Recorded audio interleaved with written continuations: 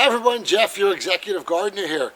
Thanks for joining me for this episode. So in this episode, for me, the theme of this year, as I've talked about in my last video, is less is more and more convenient gardening. So I've gone through a 180. I've completely changed up my backyard garden, and I'm going to show you what I'm doing. I'll get behind the camera. I've ripped down a lot of plants that are just too high maintenance with my travel schedule to keep up with, and I've cleared everything, and I'm going to start new here in the 2017 year. It's my new year resolution, less is more, and I'm going to try to get back focused on the channel's intention, which is gardening for convenience. We're busy people like you and me. So let me get behind the camera, show you what I'm doing, and I'm going to show you what I'm going to be planting. It's at the end of January here. It's about 55 degrees in Houston, and the weather's between, in general, 55 degrees and 75 degrees through pretty much the end of March. So let me show you what I'm going to be doing over the next 60 to 90 days. So this is the entire back wall of my house here in Houston, Texas.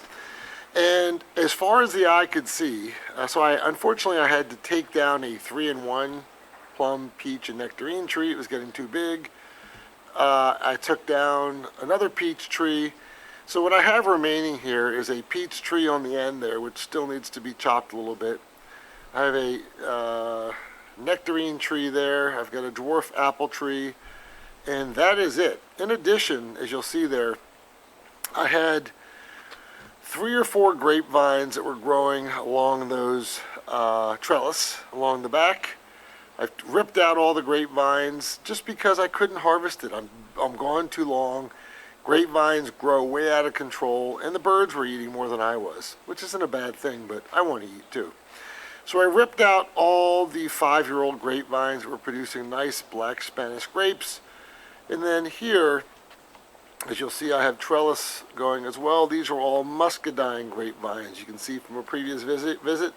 I've ripped them out completely. Again, they grow too much out of control. I'm not here enough, and it just is a nightmare. I'm going to keep the trellis up because I have 4 grow boxes, which I'm going to revitalize with soil. You see one there, or I should say, not a grow box, but a raised bed. One there, and one there. So I'm going to use the trellis in the summer because I will be planting vining plants like cucumbers, and they can still use the trellis. But what I've done with these raised beds is I've put my, unfortunately my daughter's rabbit passed away, but for a year or so I put those rabbit pellets into the soil, so they should be pretty well fertilized with nitrogen. I'm going to add some phosphorus, some potassium, some rich compost, and I'm going to show you when I come back what I'm going to be growing in these. But unfortunately, again, I had to rip out all the grapevines, 2 fruit trees, because unlike living in a state like California or Arizona, which, you know, you don't get hardly any rain at all, or when you do, it's maybe 15 inches a year. We get 60, 65 inches a year. Nothing remains dwarf. Dwarf doesn't exist when you live in a wet environment like Houston or Florida or Mississippi or New Orleans. Wet is just a word. So dwarf fruit trees turn into regular sized fruit trees, and they get completely out of control, and it became overgrown here. So again, when you garden in an environment like Texas, it's completely different. So I'm going to show you, I've repurposed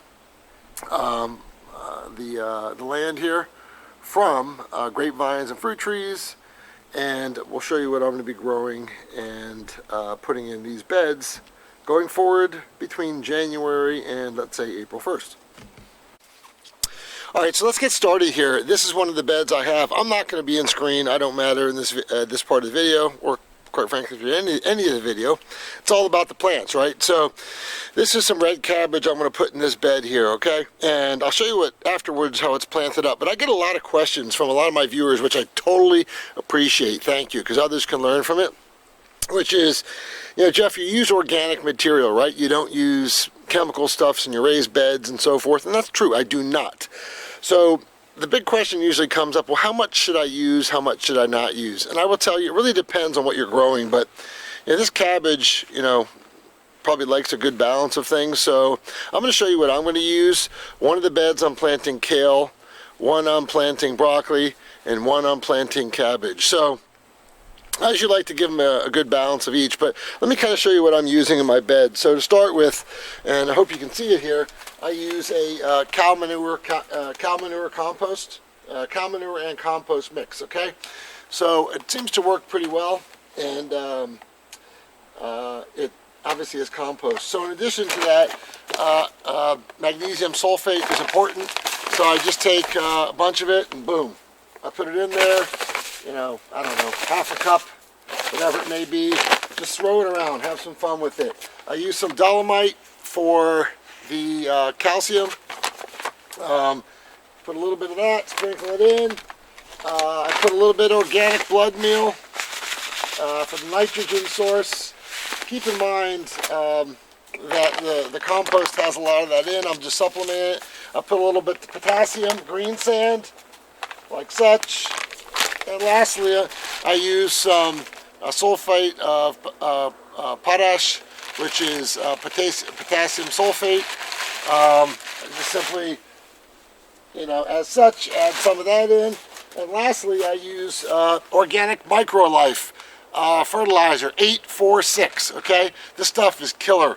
Get it from your local gardening center, and I simply put a handful of that throughout, maybe a little bit more, and after that I simply use my hoe and I just till it in like that, okay? It's as simple as that. Mix it up really good, and there you have it. But don't get too caught up in should I use half a cup or whatever the case may be. Find out what you're planting, whether it likes more nitrogen, more phosphorus, depending on what you're planting. Use all organic material and have fun with it. Don't get too stressed out about it. The plants will adapt. They do need water and they do need nutrients. But if you get yourself the good cow manure and compost, this is a 0.05, 0.05, 0.05, it's good and balanced. And I always find a good balanced fertilizer works well with any. So again, remember, I have put rabbit pellets in here as well. So I'm going to do this for each of my beds. I'm going to come back and show you what I have. But I will use this process. But again, for the third time, don't get stressed out how much you use with each of the ingredients I just went over. Have fun with it. Pretend you're like a chef and just throw a bunch of it in there. And you'll see how the plants do. And you can make adjustments next time. So let me come back in a second. Alright, so let's take a look at the final product. So I did buy these seedlings. I didn't start these from seeds. I got this at the local garden center, but keep in mind they come in 6 to a tray. So what I do is I take the 4 best, the strongest. Only the strong survive, and I plant them. So let's take a look. So these are these 4. Remember, this is red cabbage. You need to give it about 12 inches apart. It will spread out, but all the nutrients are in. They're in the bed, and I hope within 60 to 90 days I'll have some beautiful red cabbage. So check that one done. Let's go to the next one. This is kale. I love blue curly kale, so I got this. I took the 4 strongest. Remember, less is more this year, and hopefully in 60 to 90 days, if we don't get deluged with water, this will do fairly well. As you can see, I've watered it down as well. And then lastly, over here, we have the broccoli. So 4 of those. I took the 4 strongest, and here we are. So that's it. Grapevines out, fruit trees out, vegetables in, and I hope to have a very nice harvest in 60 to 90 days. And hold tight, I'm going to show you the one other thing that I'll be doing here just for fun for the next 60 days. Okay, the last thing that we'll be growing this year is kind of fun. If you have kids, you should definitely be doing this. It's easy to do. Kids love it from 18 to 25 to 35. Everybody's a kid, right? Or 2-year-olds love it too, but potatoes. I want to plant potatoes this spring. I'm going to be doing the Adirondack Blue seed potato and the red Norland seed potato. So I'll be growing them in these buckets. Let me show you how quick and easy it is to do. Potatoes don't like extreme heat. They do like kind of the springtime temperatures between 50 and 70 degrees. It's just about February 1st here in Texas, which is the zone that I should be planting in.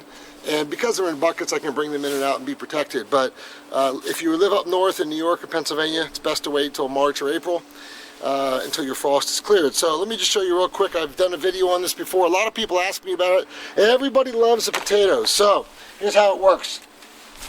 This is a seed potato that you can buy from any garden store. You see there's sprouts that come out of it. Do not be careful if you get potatoes from the store. A lot of times the store sprays sprout inhibitors and it won't grow. You'll have your potatoes at the bottom of this bucket forever. And this is what they look like. Each seed potato should produce between 2 and 4 potatoes, okay? So let's get started. I'll show you real quick how it works. You have 2 buckets. It's a 5-gallon bucket, and this is about a 4-gallon pot. You want to plant these at the bottom of the bucket. You want 2 to 3 inches of potting mix at the bottom. Put a little bit of compost in there or a little bit of manure to make it a little bit on the acidic side, which potatoes like. You simply put this at the bottom, and make sure your buckets, by the way, or your pots have holes at the bottom. They need to be able to drain the water. You simply put them with the sprout side facing up, spread them out about 6 inches. I'm only going to put 4 in here, okay? And what you're going to do, and I'm going to do it for each pot, is I'm going to cover it so there's about 2 inches of soil at the top of the sprout, okay? And I'm going to water it real good. As the sprout grows, it's going to shoot up stems, okay, and leaves. And you simply continue to put dirt in here, potting mix in here, and what we call hill it, okay? And you're going to hill it up to here. Eventually, the stems from the sprouts will get up to here, and we'll have a bucket full of potatoes. It'll take 60 to 90, sometimes 100 days, but you got to continue to add potting mix to the point where the top of your stems that come out of the sprouts are 6 to 8 inches high. Mound the rest underneath that, and I think you're good to go. But have fun with it. So I'm going to plant these both out, and that'll be my other crop that I'll do in the spring. And there's nothing like fresh potatoes. Totally different than store-bought. And when you take it right out of your pot, you wash it off, and you eat it. It tastes like butter. You don't even need butter or any condiment. So that's the other thing I'm going to do. Again, if you have kids, I'd encourage you to do it. So that's it, folks. Less is more convenient gardening this gardening season. This is what I'll be growing the next 60 to 90 days. Hope you've enjoyed this episode. Remember, gardening should be fun. Don't get stressed out about it. Have a lot of fun. Keep it organic. We'll talk to you next time. Thanks for joining the Executive Gardener channel. Take care. Bye.